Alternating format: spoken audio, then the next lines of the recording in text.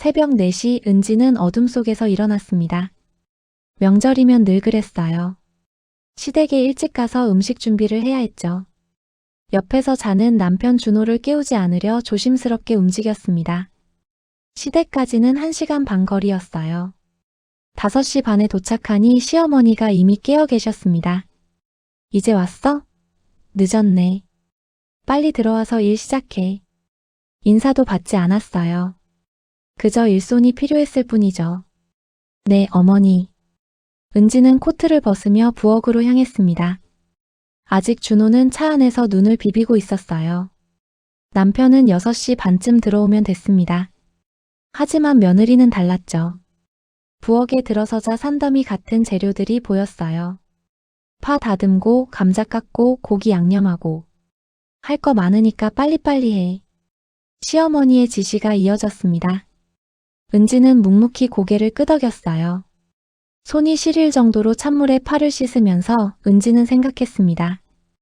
오늘도 하루가 길겠구나. 하지만 표정엔 내색하지 않았어요. 그저 웃으며 일을 시작했죠. 명절마다 반복되는 풍경이었습니다. 며느리는 일하는 사람 그 이상도 이하도 아니었어요. 점심 준비가 한창일 때였습니다. 시댁 친척들이 하나둘 모여들기 시작했어요. 시어머니는 거실로 나가 친척들과 이야기를 나눴습니다. 은지는 여전히 부엌에서 음식을 만들고 있었죠. 정수가 며느리는 잘 지내? 시어머니의 언니가 물었습니다. 시어머니가 한숨을 쉬었어요. 뭐 그냥저냥이지. 집안이 별로라서 걱정이야. 친정이 변변찮아서 도움도 못 받고. 은지는 부엌에서 그 대화를 다 들었습니다. 손에 쥔 국자가 떨렸어요. 3년 동안 수없이 들은 말이었죠. 가난한 집안 출신, 변변찮은 친정, 시집 잘 왔다. 그래도 애는 착하잖아. 친척이 말했습니다. 시어머니가 코웃음을 쳤어요. 착한 게 밥 먹여줘? 집안 좀 괜찮은 애 데려왔으면 우리 준호 인생이 달라졌을 텐데. 은지는 입술을 깨물었습니다. 분노가 치밀어 올랐지만 참았어요. 항상 그랬듯이. 시어머니는 몰랐죠. 은지가 누구인지 어떤 집안 출신인지. 은지 스스로 숨긴 것이었지만 이런 모욕을 당할 때마다 진실을 말하고 싶은 충동이 일었습니다. 하지만 참았어요. 남편을 사랑했으니까요. 준호의 사랑만으로 충분하다고 생각했었죠. 그런데 정말 그럴까요? 오후 1시쯤 시누이 윤희가 도착했습니다. 엄마. 현관문이 열리며 밝은 목소리가 들려왔어요. 집안 분위기가 확 바뀌었습니다. 마치 여왕이라도 온 것처럼요. 우리 딸 왔네. 어머나 오늘 옷 예쁘다. 새로 산 거야? 시어머니의 목소리에 애정이 가득했습니다. 응, 엄마. 백화점에서 샤넬 샀어. 어때? 윤희가 돌아서며 자랑했어요. 은지는 부엌에서 그 모습을 지켜봤습니다. 윤희가 입은 옷 최소 300만 원은 하는 것 같았어요.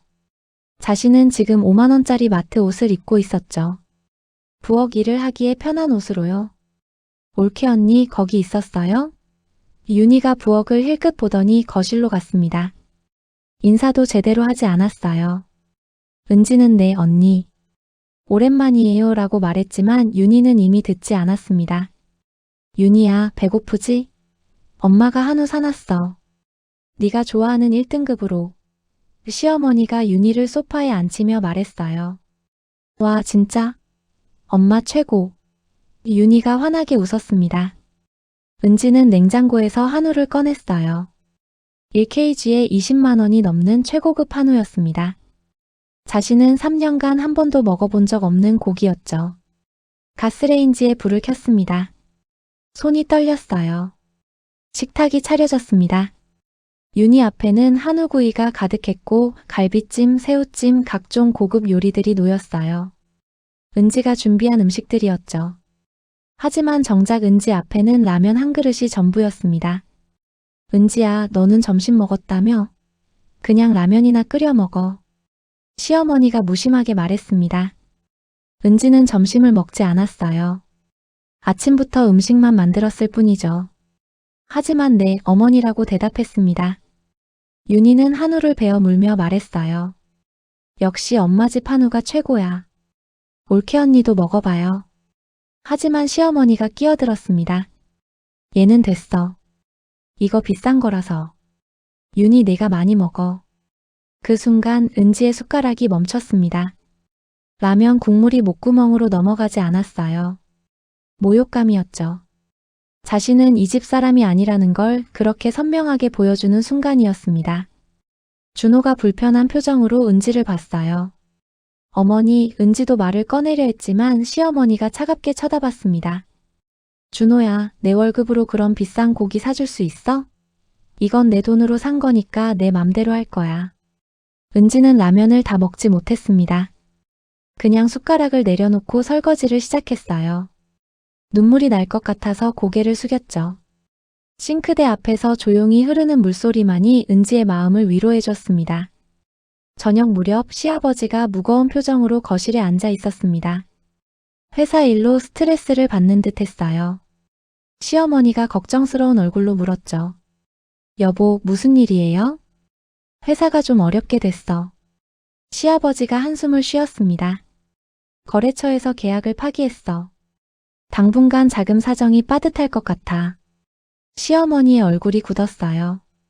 저녁 식사 후 시어머니가 은지를 불렀습니다. 은지야, 잠깐 이리 와봐. 은지는 설거지하던 손을 닫고 거실로 갔어요. 불길한 예감이 들었죠. 은지야, 너 친정에서 돈 좀 빌려올 수 있어? 시어머니가 대놓고 물었습니다. 은지는 당황했어요. 예? 돈이요? 응. 우리 집이 지금 좀 어려워서. 3천만 원만 빌려줄 수 있겠어? 은지는 황당했습니다. 3년 동안 자신을 무시하고 차별하더니 이제는 돈을 요구하는 거였어요. 어머니, 저희 친정도 형편이 넉넉하지 않아서요. 거짓말이었습니다. 하지만 이런 식으로 돈을 빌려줄 순 없었어요. 시어머니의 얼굴이 일그러졌습니다. 형편이 안 좋으면서 어떻게 시집을 왔어? 며느리 구실도 제대로 못하면서. 목소리가 높아졌어요. 윤희도 거들었습니다. 올케 언니, 이럴 때 친정에서 좀 도와줘야죠. 시댁이 어려우면. 은지는 입술을 깨물었습니다. 분노와 억울함이 치밀어 올랐어요. 하지만 참았습니다.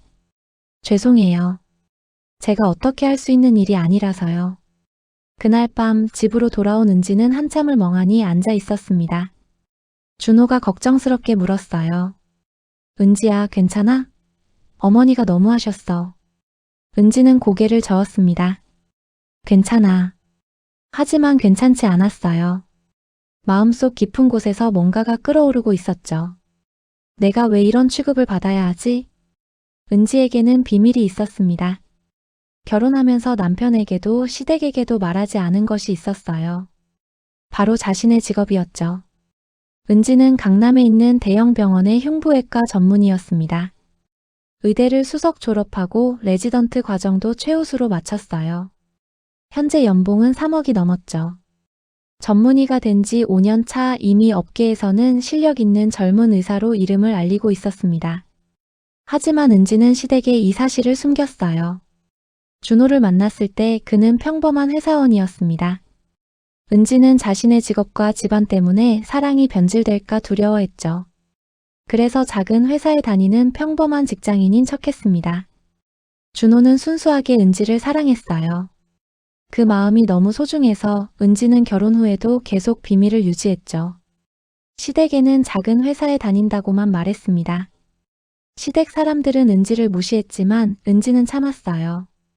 남편이 사랑만으로 충분하다고 생각했으니까요. 하지만 이제 한계에 다다르고 있었습니다. 월요일 아침 은지는 흰 가운을 입었습니다. 거울을 보니 완전히 다른 사람이 서 있었어요. 자신감 넘치는 의사 선생님의 모습이었죠. 교수님, 오늘 수술 스케줄 확인 부탁드립니다. 간호사가 차트를 건넸습니다. 은지는 능숙하게 차트를 확인했어요. 오전에 관상동맥 우회술, 오후에 폐엽절제술. 알겠습니다. 수술실에서의 은지는 달랐습니다. 카리스마 넘치고 정확하고 존경받는 의사였어요. 메스. 은지의 손은 정확했습니다. 수술은 성공적으로 끝났죠. 교수님 역시 실력이 최고세요. 동료 의사가 감탄하며 말했습니다. 은지는 미소 지었어요. 다들 고생하셨습니다. 수술실을 나오며 마스크를 벗는 순간 잠시 지친 표에 스쳤습니다. 휴게실에서 커피를 마시는데 핸드폰이 울렸어요. 시어머니였습니다. 은지야, 오늘 저녁에 와서 저녁 준비 좀 해줘. 윤희가 온대. 명령조의 말투였죠. 은지는 한숨을 쉬었습니다. 어머니, 오늘은 일이 있어서요. 일? 무슨 일이 그렇게 바빠? 회사 조퇴하면 되잖아. 어차피 네가 하는 일이 뭐 대단한 것도 아니고. 전화를 끄는 은지는 창밖을 바라봤습니다. 이 이중생활이 언제까지 계속될 수 있을까요? 병원에서는 존경받는 의사, 집에서는 무시당하는 며느리. 은지는 결정의 순간이 다가오고 있음을 느꼈습니다. 토요일 저녁 시댁에서 큰 모임이 있었습니다. 시댁 친척들이 모두 모였어요. 20명이 넘는 사람들이 거실과 안방을 가득 메웠죠. 은지는 당연히 부엌에서 음식을 준비했습니다. 저녁 식사가 시작되었어요. 은지가 음식을 나르는데 시어머니의 언니가 말했습니다. 정수가 며느리가 참 일은 잘하네. 그런데 집안이 좀 그렇다며? 아이고 말도 마요. 친정이 변변찮아서 도움도 못 받아요. 시어머니가 친척들 앞에서 대놓고 말했습니다. 은지는 음식을 놓다가 손이 멈췄어요. 모두가 자신을 쳐다봤죠. 요즘 같은 세상에 누가 시집을 그렇게 와? 좀 괜찮은 집안 딸을 데려와야지. 다른 친척이 거들었습니다. 준호가 조건이 좋아서 하양혼 한 거지 뭐. 은지의 얼굴이 화끈거렸습니다. 20명이 넘는 사람들 앞에서 공개적으로 모욕을 당하는 기분이었어요. 윤희가 낄낄거리며 웃었습니다. 맞아요. 오빠가 너무 착해서 문제예요. 준호가 일어섰습니다. 다들 그만하세요. 은지는 훌륭한 사람이에요. 하지만 시아버지가 준호를 제지했어요. 준호야, 앉아. 어른들 말씀에 끼어들지 마. 은지는 부엌으로 도망치듯 들어갔습니다. 눈물이 쏟아질 것 같았어요. 손으로 입을 막고 흐느꼈죠. 이런 모욕을 참아야 할 이유가 있을까요? 은지는 더 이상 확신할 수 없었습니다. 다음 날 아침 시댁에서 아침 식사가 있었습니다. 윤희가 명품 가방을 자랑하고 있었어요. 엄마 이거 봐. 에르메스 버킨백. 남편이 사줬어. 3천만 원짜리야. 시어머니가 감탄했습니다. 어머, 우리 딸 팔자 좋네. 역시 좋은데 시집 가니까 이런 것도 받고. 윤희가 뿌듯한 표정을 지었어요. 엄마 덕분이에요. 엄마가 잘 키워주셔서. 은지는 식탁에서 조용히 밥을 먹고 있었습니다. 자신이 메고 온 가방은 10만 원짜리 평범한 가방이었어요. 일부러 저렴한 것을 골라 맸죠. 시댁 눈치를 보느라. 은지야, 너는 명품 가방 같은 거 가져봤어? 윤희가 비꼬듯 물었습니다. 은지는 고개를 저었어요. 아니요, 언니. 저는 그런 거 필요 없어요. 그래, 너희 살림에 그런 거 살 여유는 없겠지. 시어머니가 은지의 옷을 보며 말했습니다. 은지야, 그 옷 몇 년째 입는 것 같은데. 새 옷 좀 사 입어. 우리 집안 망신이야. 은지는 아무 말도 하지 못했어요. 이 옷은 작년에 산 것이었지만 시어머니 눈에는 남루해 보였던 거죠. 어머니, 은지 옷도 괜찮은데요. 준호가 변호했지만 소용없었습니다. 네가 돈을 더 벌어야지. 아내한테 제대로 된 옷 하나 못 사주고. 시어머니는 아들까지 비난했어요. 은지는 자신의 클로젯을 떠올렸습니다. 집에는 수천만 원짜리 명품들이 가득했어요. 하지만 시댁에 올 때는 일부러 평범한 옷만 골라 입었죠. 이 모든 게 부질없게 느껴졌습니다. 집으로 돌아오는 길, 차 안은 무거운 침묵으로 가득했습니다. 준호가 먼저 입을 열었어요. 은지야, 미안해. 내가 제대로 말을 못했어. 은지는 창밖만 바라봤습니다. 괜찮아. 하지만 목소리에 감정이 없었어요. 준호는 불안했습니다. 은지야, 나한테 화났어? 화났다기보다는 은지가 말을 멈췄습니다. 지쳤어. 당신이 매번 어머니 편만 드는 것 같아서. 준호는 당황했어요. 아니야, 나는 내 편이야. 그냥 어머니가 워낙 강하셔서. 은지가 준호를 똑바로 쳐다봤습니다. 당신이 약한 거야. 어머니가 나를 모욕할 때 당신은 그냥 앉아만 있었어. 친척들이 나를 무시할 때도, 윤희 언니가 비웃을 때도. 목소리가 떨렸어요. 준호는 할 말이 없었습니다. 사실이었으니까요. 그는 어머니와 아내 사이에서 눈치만 보고 있었어요. 제대로 아내를 지켜주지 못했죠. 준호, 나는 은지가 말을 이었습니다. 나는 당신을 사랑해서 많은 걸 포기했어. 하지만 당신 가족한테 이렇게 무시당하려고 결혼한 게 아니야. 눈물이 흘러내렸어요. 준호가 은지의 손을 잡으려 했지만 은지는 손을 뿌리쳤습니다. 이제는 정말 한계야. 은지의 목소리는 단호했어요. 준호는 처음으로 위기감을 느꼈습니다. 아내를 잃을 수도 있겠다는 두려움이 엄습했죠. 2주 후 또다시 시댁에 갈 일이 생겼습니다. 시아버지 생신이었어요. 은지는 정성껏 선물을 준비했습니다. 고급 홍삼 세트와 건강검진 쿠폰이었죠. 하지만 시아버지는 선물을 받아들고도 시큰둥했습니다. 고맙긴 한데 이런 거보다는 현금이 낫지. 노골적인 말이었어요. 은지는 당황했습니다. 죄송합니다, 아버님. 저녁 식사 중에 시어머니가 다시 돈 이야기를 꺼냈습니다. 은지야, 생각해봤어? 친정에서 돈 빌려오는 거.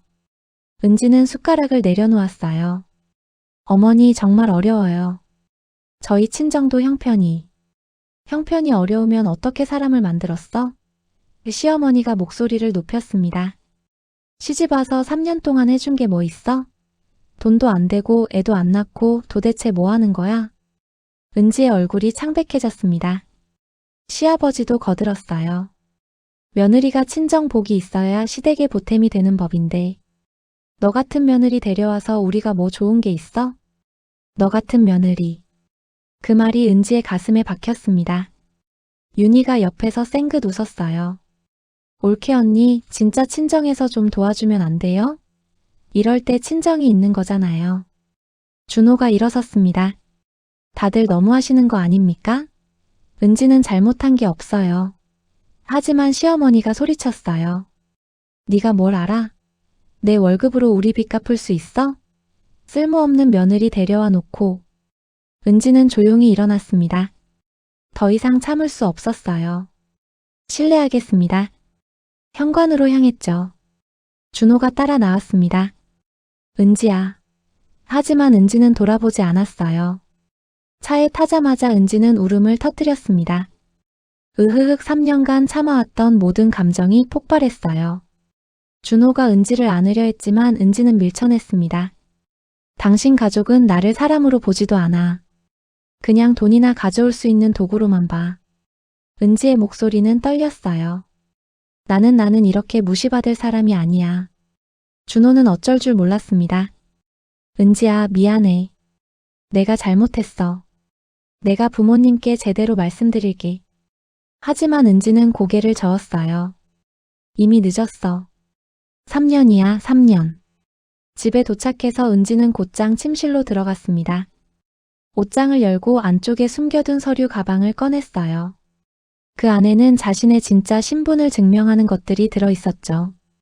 의사 면허증, 병원 명함, 연봉 계약서. 은지는 그것들을 하나하나 꺼내봤습니다. 나는 이런 사람이야. 왜 내가 저렇게 무시당해야 해? 분노와 억울함이 동시에 밀려왔어요. 거울을 봤습니다. 눈이 퉁퉁 부어 있었어요. 이 얼굴로 내일 수술을 할 수 있을까? 은지는 찬물로 얼굴을 씻었습니다. 그리고 결심했어요. 이제 그만. 더 이상은 못 참아. 침대에 누웠지만 잠이 오지 않았습니다. 은지는 천장을 바라보며 내일을 계획했어요. 어떻게 진실을 밝힐지, 어떻게 당당하게 맞설지. 긴 밤이었습니다. 다음 날 은지는 출근하지 않았습니다. 병원에 휴가를 냈어요. 오늘은 중요한 날이었죠. 은지는 서재에서 노트 한 권을 꺼냈습니다. 그 노트에는 지난 3년간의 기록이 빼곡히 적혀 있었어요. 은지는 결혼 초부터 시댁에서 받은 모욕과 차별을 모두 적어뒀던 거죠. 날짜별로 상황별로 20xx년 5월 3일 시어머니가 친척들 앞에서 가난한 집안 출신이라고 말함. 친척 12명 앞에서 공개 모욕 20xx년 9월 15일 윤희 언니에게는 한우 나에게는 라면 시어머니 비싼 거라서라고 말함.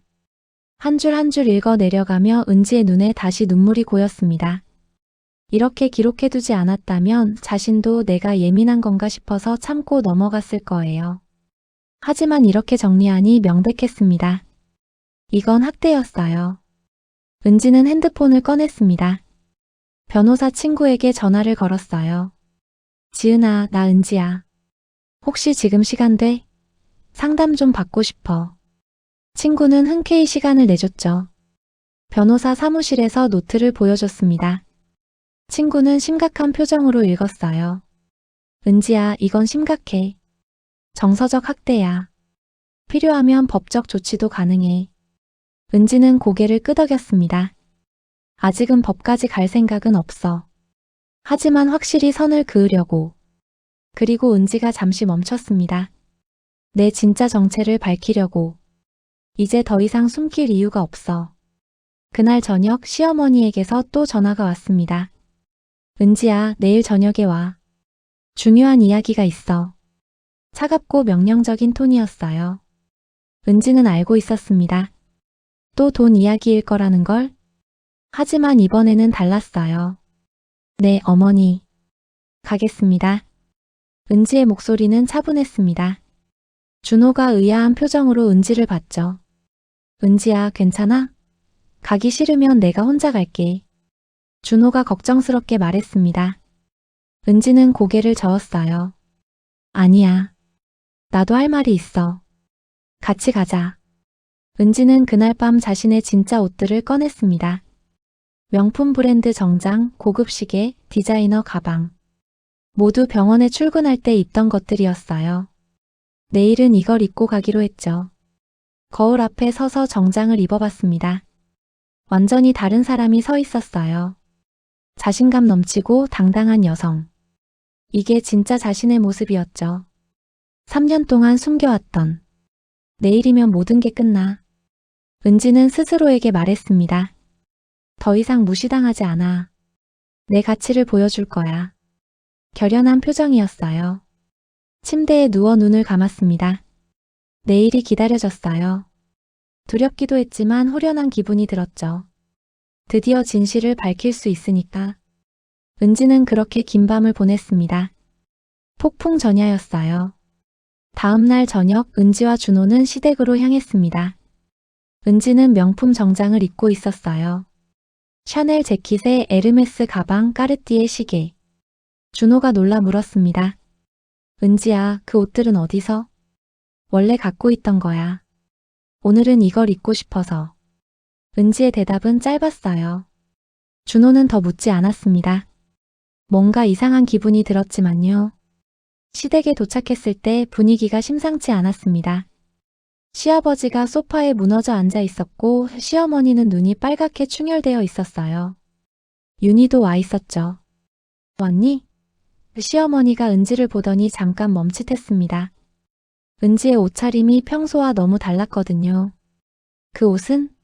어머니, 무슨 일이세요? 은지가 먼저 물었습니다. 시아버지가 고개를 들었어요.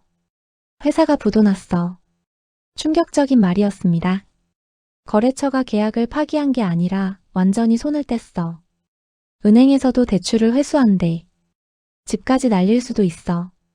시어머니가 울기 시작했습니다. 어떻게 우리가 길거리에 나앉게 생겼어. 윤희도 창백한 얼굴로 앉아 있었어요. 은지와 준호는 말을 잃었습니다. 은지야. 시아버지가 은지를 똑바로 쳐다봤습니다. 우리 좀 도와줘. 친정에서 돈을 빌려와. 5천만 원만 있으면 당장 급한 불은 끌 수 있어. 절박한 목소리였어요. 하지만 은지의 표정은 차가웠습니다. 시어머니가 은지 앞에 무릎을 꿇으려 했습니다. 은지야, 제발. 친정에서 5천만 원만 빌려와. 나중에 꼭 갚을게. 은지는 시어머니를 붙잡았어요. 어머니, 일어나세요. 하지만 마음속으로는 복잡한 감정이 소용돌이쳤습니다. 3년 동안 나를 무시하더니 이제 와서 돈이 필요하니까 무릎을 꿇어? 분노가 치밀어 올랐지만 겉으로는 차분함을 유지했어요. 어머니, 제 친정은 정말 형편이 어려워서요. 은지가 말을 시작했습니다. 그때 윤희가 끼어들었어요. 올케 언니, 이럴 때 아니잖아요. 우리 집이 망하면 오빠는 어떡하고요? 바로 그거야. 시어머니가 은지의 손을 잡았습니다. 준호 생각해서라도 도와줘. 시아버지가 신용불량자 되면 준호도 피해봐. 내 남편이잖아. 은지는 손을 빼냈습니다. 어머니, 제가 도울 수 있는 방법이 없어요. 친정에 그런 돈이 없어요. 거짓말이었지만 은지는 단호했어요. 시아버지가 화를 냈습니다. 도울 수 없다니. 네가 이 집 며느리 맞아? 시댁이 어려우면 친정에서 도와야지. 윤희도 가세했어요. 올케 언니, 정말 이러실 거예요? 우리 엄마 아빠가 길거리에 나 앉아도 괜찮아요? 은지는 이를 악물었습니다. 3년 동안 자신을 무시하던 사람들이 이제 와서 도움을 요구하고 있었어요. 아이러니했죠. 죄송하지만 정말 어렵습니다. 은지의 대답은 확고했습니다. 시어머니의 얼굴이 일그러졌습니다. 은지야, 네가 정말 이럴 거야? 3년 동안 우리가 널 먹여주고 재워줬는데. 황당한 말이었어요. 은지가 오히려 시댁을 위해 헌신했는데 말이죠. 먹여주고 재워줬다고요? 은지의 목소리가 차갑게 변했습니다. 어머니, 제가 시댁에서 뭘 받았나요? 윤희 언니가 올 때는 한우의 고급 요리, 저한테는 라면 한 그릇이었잖아요. 그게 지금 중요해? 시어머니가 소리쳤어요. 집이 망하게 생겼는데 그런 소리를 하고 있어? 은지는 웃음이 나왔습니다. 황당한 웃음이었죠. 어머니, 제가 물어봐도 될까요? 은지가 조용히 말했습니다. 3년 동안 저를 가난한 집안 출신, 변변찮은 친정, 너 같은 며느리라고 부르셨죠. 친척들 앞에서 저를 무시하셨고 윤희 언니만 특별하게 대하셨어요. 시어머니가 말문이 막혔습니다. 은지는 계속했어요. 그런데 이제 돈이 필요하니까 제 친정을 찾으시는 거예요? 제가 왜 어머니를 도와야 하죠? 저한테 잘해주신 적이라도 있나요? 너 지금 무슨 소리를 하는 거야? 시아버지가 벌떡 일어났습니다. 며느리가 시댁을 돕는 게 당연한 거 아니야? 은지는 고개를 저었어요. 당연한 게 아니에요. 아버님, 며느리도 사람이에요. 존중받아야 해요. 3년 동안 저를 무시하고 차별하시더니 이제 와서 도움을 요구하시는 건 너무하시는 거 아닌가요? 은지의 목소리는 떨리지 않았습니다. 오히려 당당했어요.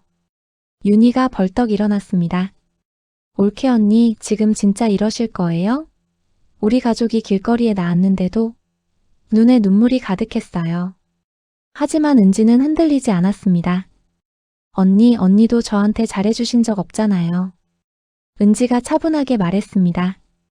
저는 항상 부엌에서 일했고 언니는 한우 먹으며 웃고 계셨죠.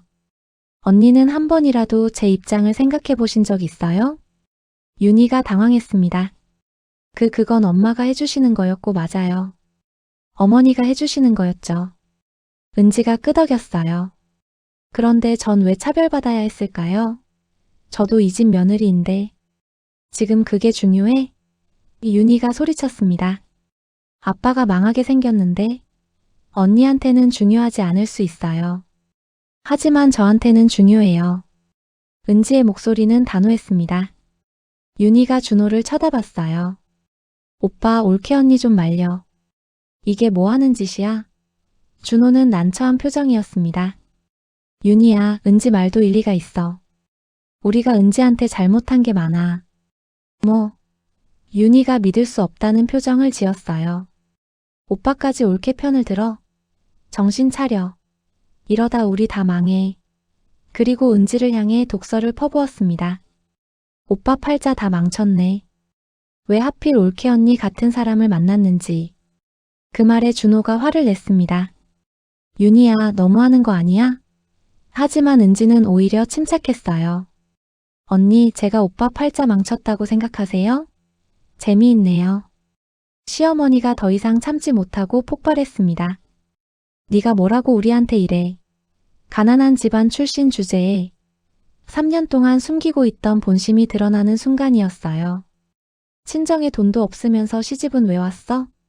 애도 안 낳고 돈도 안 되고 대체 네가 이 집에 도움이 된 게 뭐가 있어? 시어머니의 목소리는 점점 커졌습니다. 어머니 그만하세요. 준호가 막아섰지만 소용없었어요. 시어머니는 멈추지 않았습니다. 너 같은 며느리 받은 게 우리 집안 재수가 없어서야. 돈도 없는 집안 딸을 왜 데려왔는지. 친정에서 도와줄 것도 없으면서 무슨 낯짝으로 우리 집에 와 있어? 당장 내 친정 가서 돈 빌려와. 안 그러면 이혼해. 협박까지 서슴지 않았습니다. 은지는 그 모든 말을 조용히 듣고 있었어요. 눈물 한 방울 흘리지 않았습니다. 오히려 미소가 지어졌죠. 드디어 본색을 드러냈구나. 이제 더 이상 참을 필요가 없겠구나. 어머니 다 하셨어요? 은지가 조용히 물었습니다. 차분한 목소리였지만 그 안에는 얼음장 같은 냉기가 서려 있었어요. 할 말 더 있으시면 다 하세요. 제가 들어드릴게요. 시어머니는 은지의 차가운 눈빛에 잠시 기가 죽었습니다. 뭔가 이상했어요. 평소의 순한 며느리가 아니었죠. 너 지금 뭐 하는 거야? 시어머니가 경계하듯 물었습니다. 준호가 결심한 듯 앞으로 나섰습니다. 어머니 이제 그만하세요. 은지한테 너무 심하세요. 목소리가 떨렸지만 단호했어요. 뭐? 시어머니가 아들을 쳐다봤습니다. 너 지금 내 어미한테 이러는 거야? 며느리 편을 들어. 준호는 고개를 끄덕였어요. 네, 저는 제 아내 편이에요. 3년 동안 어머니가 은지한테 어떻게 하셨는지 제가 다 봤어요. 윤희한테만 잘해주시고 은지는 무시하셨잖아요. 한우는 윤희만 먹고 은지는 라면 먹었어요. 그게 정상이에요? 시아버지가 화를 냈습니다. 준호야, 네가 지금 뭐 하는 거야? 집안이 망하게 생겼는데 누구 편을 들고 있어? 준호는 물러서지 않았어요. 아버지, 잘못된 건 잘못된 거예요. 우리가 은지한테 잘못했어요. 3년 동안 무시하고 차별했어요. 그런데 이제 와서 돈을 달라고 하는 건 너무한 거 아니에요? 준호의 목소리는 떨렸지만 확신에 차 있었습니다. 윤희가 비웃었어요. 오빠 완전히 올케한테 홀렸네. 정신 차려. 하지만 준호는 흔들리지 않았습니다. 윤희야, 네가 3년 동안 은지한테 어떻게 했는지 생각해봐. 우리 모두 은지한테 미안해해야 해. 은지는 준호를 바라봤습니다. 남편이 드디어 자신을 지켜주고 있었어요. 늦었지만 고마웠습니다. 은지는 준호의 손을 꼭 잡았어요. 고마워. 작은 목소리였지만 진심이 담겨 있었죠. 바로 그때 은지의 핸드폰이 울렸습니다. 벨소리가 거실에 울려 퍼졌어요. 은지는 핸드폰을 확인했습니다. 병원에서 걸려온 전화였죠. 잠깐만요. 은지가 전화를 받았습니다. 네, 여기는 강은지입니다. 평소와 다른 목소리였어요. 전문적이고 카리스마 넘치는 톤이었죠. 교수님, 응급수술건으로 연락드렸습니다. 40대 남성 환자 대동맥 박리로 이송 중입니다. 교수님께서 집도하셔야 할 것 같습니다. 전화기 너머로 간호사의 목소리가 들렸어요. 시댁 식구들이 모두 멈췄습니다. 교수님? 은지를 쳐다봤죠. 은지는 차분하게 대답했어요. 알겠습니다. 30분 안에 도착하겠습니다. 수술실 준비해 주시고 마취과에 연락 부탁드립니다. 네, 교수님. 감사합니다. 전화가 끊겼습니다. 거실은 정적에 휩싸였어요. 모두가 은지를 멍하니 쳐다보고 있었습니다. 교수님? 시어머니가 떨리는 목소리로 물었습니다. 은지야, 그게 무슨? 은지는 핸드폰을 가방에 넣으며 일어섰어요. 어머니, 제가 누군지 궁금하셨죠? 은지의 목소리는 차분했습니다. 제대로 소개를 안 한 것 같네요. 저는 강은지, 강남세브란스병원 흉부외과 전문의입니다. 폭탄 선언이었어요. 시댁 식구들의 입이 떡 벌어졌습니다. 믿을 수 없다는 표정이었죠. 은지는 가방에서 명함을 꺼내 식탁 위에 놓았습니다. 거기에는 선명하게 적혀 있었어요. 강남 세브란스 병원 흉부외과 강은지 교수. 시어머니가 명함을 집어들었습니다. 손이 떨렸어요. 이게 진짜야? 믿을 수 없다는 표정이었죠. 은지는 고개를 끄덕였습니다. 네, 진짜예요. 제가 3년 동안 숨겨왔던 거예요. 은지가 가방에서 서류들을 꺼냈습니다. 의사 면허증, 전문의 자격증, 병원 신분증. 모두 강은지 이름으로 되어 있었어요. 저는 의대를 수석으로 졸업했어요. 레지던트 과정도 최우수로 마쳤고 지금은 흉부외과 전문의로 일하고 있습니다. 연봉은 은지가 잠시 멈췄습니다. 연봉은 3억 2천만 원이에요. 시아버지가 의자에 주저앉았습니다. 3억 2천? 믿을 수 없다는 표정이었어요. 윤희는 얼굴이 새하얗게 질렸죠. 그럼 네가 회사에 다닌다고 했잖아? 시어머니가 떨리는 목소리로 물었습니다. 은지는 웃었어요. 네, 거짓말이었어요. 병원에 다닌다고 하면 준호한테 부담이 될까봐 숨겼어요. 저는 매일 아침 7시에 출근해서 밤 9시에 퇴근해요. 응급수술이 있으면 새벽에도 나가고 주말에도 당직을 서요. 어머니가 저보고 변변찮은 회사 다닌다고 하실 때 저는 수술실에서 사람 목숨을 살리고 있었어요. 은지의 목소리는 차분했지만 그 안에는 3년간 억눌렀던 자존심이 담겨 있었습니다. 어머니께서 저보고 가난한 집안 출신이라고 하셨죠? 제 친정 이야기는 아직 안 했는데 은지가 의미심장하게 웃었습니다. 준호도 충격에 빠져 있었습니다. 은지야, 그럼 너는 왜 지금까지? 은지는 남편을 바라봤어요. 당신한테 부담 주기 싫었어. 당신이 날 순수하게 사랑해줬잖아. 그게 너무 소중했어. 그래서 평범한 회사원인 척했어요. 명품도 안 입고 비싼 가방도 안 들고 시댁에서 무시당해도 참았어요. 사랑이 있으면 된다고 생각했으니까. 은지의 눈에 눈물이 맺혔습니다. 하지만 어머니 은지가 시어머니를 똑바로 쳐다봤어요. 어머니는 저를 너무 무시하셨어요. 3년 동안 저를 하녀처럼 부리시고 친척들 앞에서 모욕하시고 돈이나 빌려오라고 하셨죠. 시어머니는 말을 잃었습니다. 얼굴이 창백했어요. 자신이 3년 동안 무시했던 며느리가 연봉 3억짜리 의사였다니. 믿을 수가 없었죠. 연봉 3억이면 시아버지가 계산을 하기 시작했습니다. 월급이 2,500만 원이 넘는다는 거잖아? 은지는 고개를 끄덕였어요. 네, 맞아요. 세후로도 월 2천만 원은 받아요. 윤희가 비명을 질렀습니다. 말도 안 돼. 올케 언니가 어떻게 의사야? 우리 오빠보다 돈을 더 많이 벌었다고? 충격과 질투가 섞인 목소리였어요. 은지는 차분하게 대답했습니다. 언니, 저는 준호보다 돈을 10배 이상 벌어요. 그리고 제 차도 사실은 제 이름으로 된 거예요. 집도 제가 계약금 냈고요. 또 한 번의 폭탄 발언이었습니다. 그리고 어머니께서 궁금해하시던 제 친정 이야기. 은지가 말을 이었습니다. 모두의 시선이 은지에게 집중됐어요. 제 아버지는 강명수예요. 혹시 들어보셨나요? 명수의료재단 이사장이세요. 은지의 말에 시댁 식구들이 경악했습니다.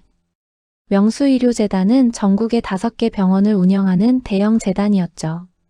제 친정은 3대째 의사 집안이에요. 할아버지가 병원을 설립하셨고 아버지가 재단으로 키우셨죠. 저는 외동딸이고요. 은지는 담담하게 말했습니다. 시어머니가 의자를 붙잡고 거우 서 있었어요. 그럼 너는 재벌가 딸이었다는 거야? 믿을 수 없다는 표정이었습니다. 재벌은 아니고요. 의료재단이에요. 하지만 재산은 상당하죠. 강남에 빌딩이 3개 있고 부동산 자산만 수천억 원이에요. 제가 결혼할 때 아버지가 아파트 하나 사준다고 하셨는데 제가 거절했어요. 준호한테 부담 주기 싫어서요. 은지의 고백은 계속됐습니다. 어머니께서 저보고 가난한 집안 출신이라고 하실 때마다 웃기더라고요. 솔직히 저희 집 재산이면 이 집 100채는 살 수 있어요. 냉정한 사실이었지만 은지는 차분하게 말했습니다. 윤희가 소파에 주저앉았어요. 그럼 하양호는 우리 오빠가 아니라 올케 언니였다는 거야? 충격에 휩싸인 목소리였습니다. 은지는 고개를 끄덕였어요. 네, 맞아요. 제가 하야몬 한 거예요. 하지만 사랑했으니까 괜찮았어요. 처음에는요. 윤희는 완전히 패닉 상태였습니다. 안 돼, 이건 말도 안 돼. 자신이 3년 동안 무시하고 비웃었던 올케가 실은 자신보다 훨씬 높은 위치에 있었다니. 올케 언니가 제 명품 가방 보고 부러워하는 줄 알았어요. 근데 올케 언니는 그보다 더 비싼 걸 살 수 있었던 거네요? 윤희의 목소리가 떨렸어요. 은지는 가방에서 지갑을 꺼냈습니다. 그 안에는 블랙카드가 들어 있었어요. 이거 보이세요? 제 연회비만 300만 원이에요. 제 통장 잔고는 지금 8억 정도 되고요. 언니가 자랑하셨던 에르메스 버킨백? 저도 집에 3개 있어요. 하지만 시댁에 올 때는 일부러 싸구려 가방을 들고 왔죠. 어머니 눈치 보느라. 은지의 말 한마디 한마디가 비수처럼 박혔습니다. 시어머니가 정신을 차리지 못하고 있었어요. 그럼 너는 왜 지금까지 숨긴 거야? 떨리는 목소리로 물었습니다. 처음에는 준호한테 부담 주기 싫어서였어요. 그리고 시댁에서도 솔직히 제 정체를 밝히면 더 불편할 것 같았어요. 진심이 아니라 제 돈과 배경 때문에 잘해주실 것 같아서요. 은지의 대답은 냉정했습니다. 하지만 이제는 은지가 시댁 식구들을 둘러봤어요. 더 이상 숨길 필요가 없네요. 어머니께서 돈이 필요하시다고 했으니 제가 누군지 알려드렸어요. 이제 아시겠죠? 제가 얼마나 참았는지. 시어머니는 현실을 받아들일 수 없었습니다. 3년 동안 자신이 무시했던 며느리가 연봉 3억짜리 의사이자 병원 재단 외동딸이었다니. 아니야, 이건 꿈이야. 어머니, 꿈이 아니에요. 은지가 냉정하게 말했습니다. 제가 3년 동안 어머니한테 당한 것들 다 기억하고 있어요. 친척들 앞에서 가난한 집안 출신이라고 하신 것, 라면 먹으라고 하신 것, 너 같은 며느리라고 하신 것. 저는 그때마다 제 입을 깨물며 참았어요. 준호를 사랑했으니까요. 하지만 오늘 어머니께서 친정에서 돈 빌려오라고 하시면서 모욕하셨을 때 더 이상 참을 수 없었어요. 시어머니의 얼굴이 점점 창백해졌습니다. 은지야, 나는 몰랐어. 변명이었지만 소용없었어요. 몰랐다고요? 어머니, 모르는 게 변명이 되나요? 저를 사람으로 대우했어야죠. 제 직업이 뭐든 제 집안이 어떻든 저는 어머니의 며느리였잖아요. 한 명의 인간이었어요. 근데 어머니는 저를 하녀처럼 부렸어요. 시어머니가 비틀거렸습니다. 어머나. 시아버지가 부축했지만 시어머니는 그대로 쓰러졌어요. 여보, 엄마. 난리가 났습니다. 은지는 침착하게 시어머니를 진찰했어요. 의사의 본능이었죠. 쇼크 상태예요. 119 부르세요. 전문적인 목소리로 지시했습니다. 은지는 시어머니에게 응급처치를 했어요. 몇 분 후 시어머니는 정신을 차렸습니다. 하지만 눈빛은 여전히 혼란스러웠죠. 시어머니가 정신을 차리고 소파에 앉았습니다. 은지는 시어머니 맞은편에 앉아 차분하게 말했어요. 어머니, 이제 제대로 이야기하죠. 저는 어머니께 존중받고 싶었을 뿐이에요. 제 직업이나 집안 배경 때문이 아니라 한 사람으로서 존중받고 싶었어요. 하지만 어머니는 저를 무시하셨죠. 3년 동안 저는 참았어요. 사랑하면 참을 수 있다고 생각했어요. 하지만 오늘 어머니께서 하신 말씀들, 너 같은 며느리, 가난한 집안, 친정에서 돈이나 빌려와. 그건 너무하신 거예요. 시어머니는 고개를 숙였습니다. 은지야, 미안해하지만 은지는 손을 들어 말을 멈췄어요. 어머니, 미안하다는 말은 지금 소용없어요. 3년이에요, 3년. 어머니께서 저한테 잘해주셨다면 오늘 이 자리에서 기꺼이 5천만 원을 드렸을 거예요. 아니, 1억이라도 드렸을 거예요. 제게는 그 정도 돈은 문제가 아니니까요. 시아버지가 끼어들었습니다. 은지야, 그럼 지금이라도 우리 좀 도와줘. 우리가 잘못했어. 하지만 은지는 고개를 저었어요. 아버님, 안 됩니다. 저는 제 돈으로 저를 무시했던 사람들을 도울 생각이 없어요. 그건 제 자존심이 허락하지 않아요.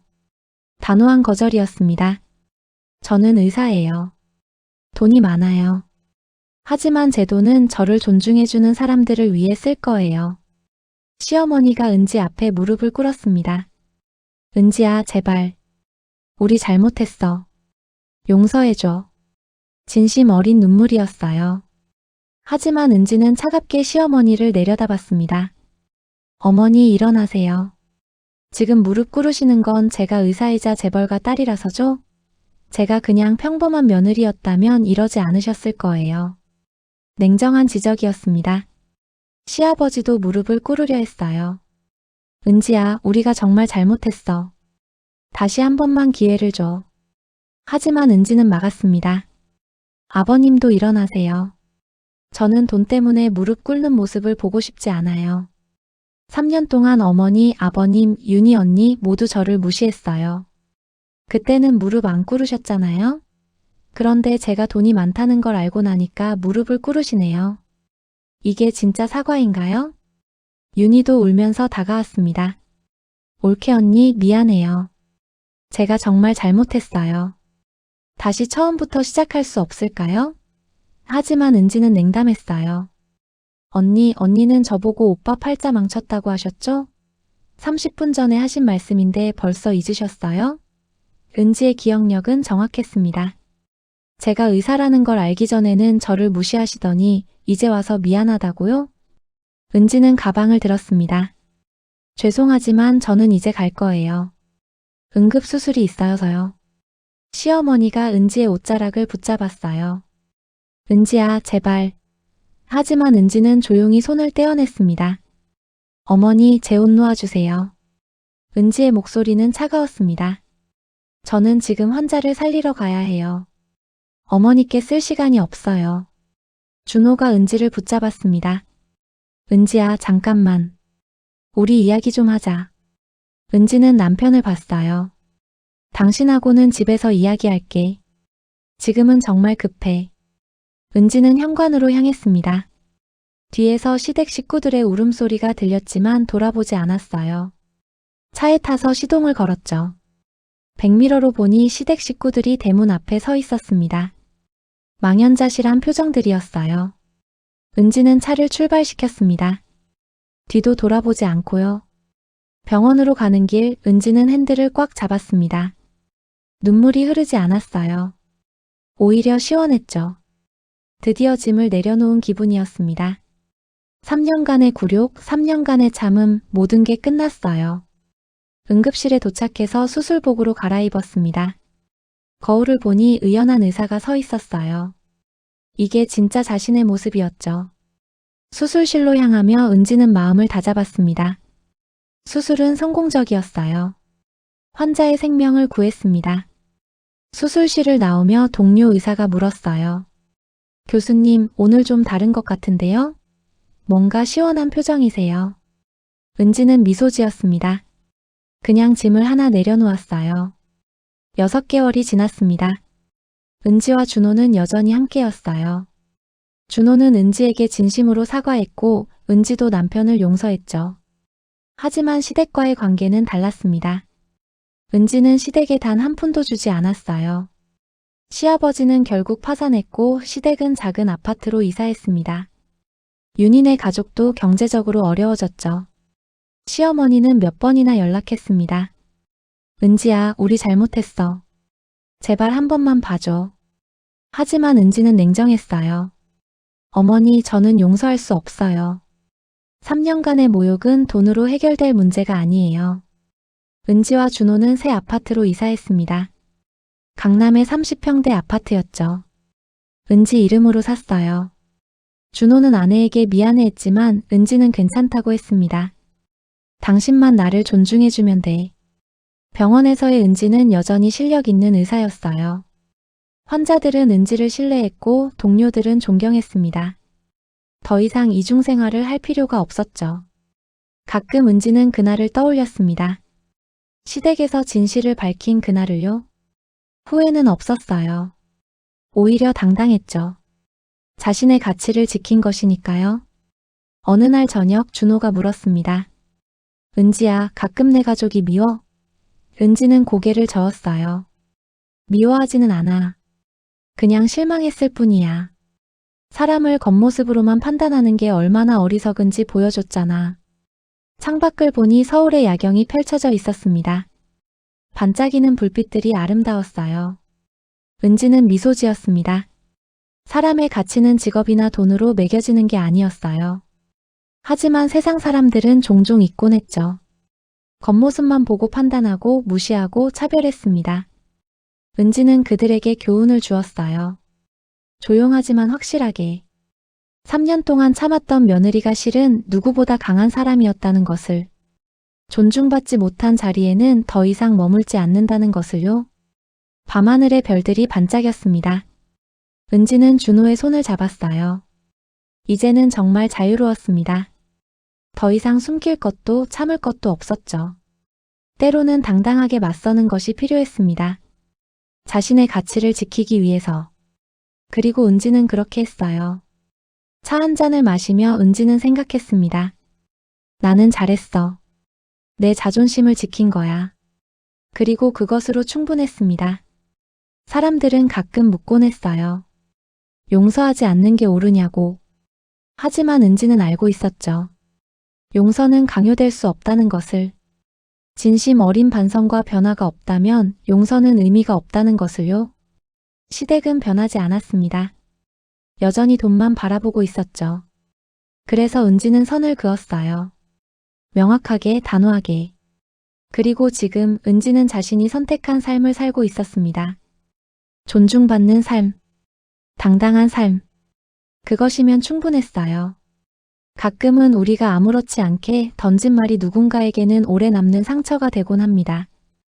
은지와 그 가족의 이야기처럼요. 서로를 조금 더 이해하려는 마음이 있었다면 아마 더 따뜻한 시간이 되었겠죠. 그래도 용기를 내서 마음을 꺼내놓은 덕분에 다시 가족으로 한 걸음 다가갈 수 있었던 것 같습니다. 오늘 이야기가 마음에 남았다면 구독과 좋아요 부탁드립니다. 다음에도 좋은 이야기로 찾아뵙겠습니다.